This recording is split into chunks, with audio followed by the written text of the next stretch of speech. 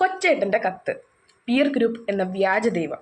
പ്രിയ DCL കൂട്ടുകാരെ, ആലുവായിൽ അയൽപ്പക്കത്തുള്ള തൻ്റെ കൂട്ടുകാരിയുടെ വീട്ടിൽ നിന്ന് പുസ്തകം വാങ്ങാനാണ് 12 വയസ്സുകാരിയായ ആ മകൾ അമ്മയോട് ഫോണും വാങ്ങി രാത്രി 8:30 കഴിഞ്ഞപ്പോൾ ഒറ്റയ്ക്ക് വീടിന് പുറത്തിറങ്ങിയത്. എന്നാൽ അവൾ കൂട്ടുകാരിയുടെ വീട്ടിലും എത്തിയില്ല, അമ്മയുടെ അരികിലും എത്തിയില്ല. ആദ്യ കയറിയ അമ്മ വിവരം പോലീസിൽ അറിയിക്കുന്നു.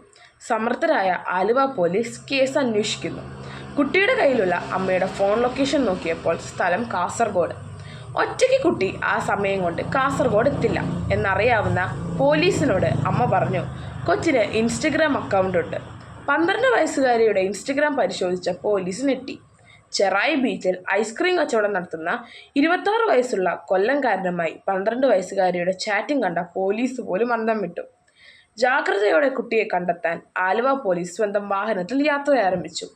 ആലുവ, കാസർഗോഡ്, മംഗലാപുരം, ഗോവ വഴി മുംബൈയിലെ ധാരാവിയിൽ, അവിടെ നിന്നും ഡൽഹിയിലേക്ക് പോകും വഴി പൂനെ റെയിൽവേ സ്റ്റേഷനിൽ വെച്ച് കൊച്ചിനെയും ബെസ്റ്റിയെയും പോലീസ് പൊക്കി. കൊച്ചിൻ്റെ ഇൻസ്റ്റയിലെ ബെസ്റ്റിക്ക് പോസ്കോ കേസിൽ അറസ്റ്റും റിമാൻഡും.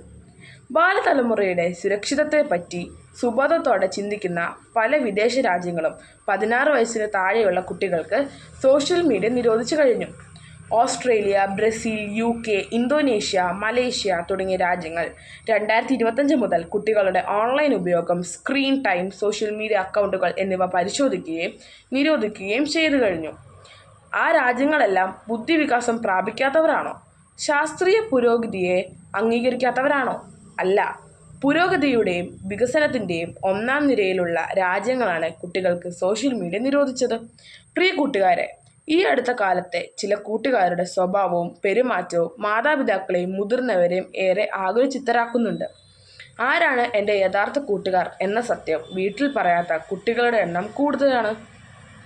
പല കുട്ടികൾക്കും അവരുടെ പെരുമാറ്റത്തെയും ശീലങ്ങളെയും തീരുമാനങ്ങളെയും സ്വാധീനിക്കുന്നത് അവരുടെ മാതാപിതാക്കളല്ല, മതബോധം പകരുന്ന ധാർമ്മികതയല്ല, പകരം അവരുടെ പിയർ ഗ്രൂപ്പാണ്.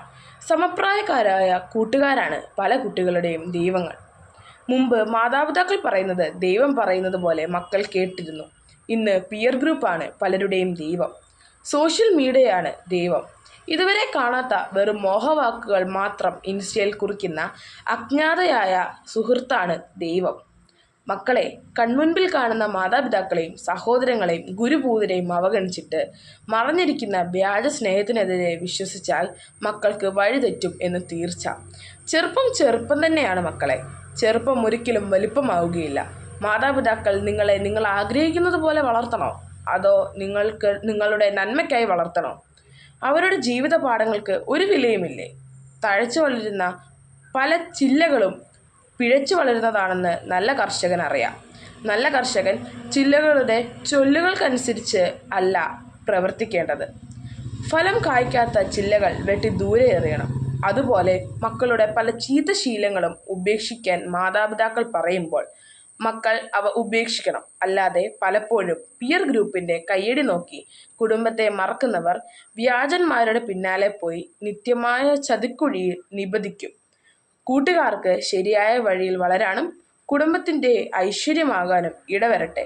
സ്നേഹാശംസകളോടെ സ്വന്തം കൊച്ചേട്ടൻ.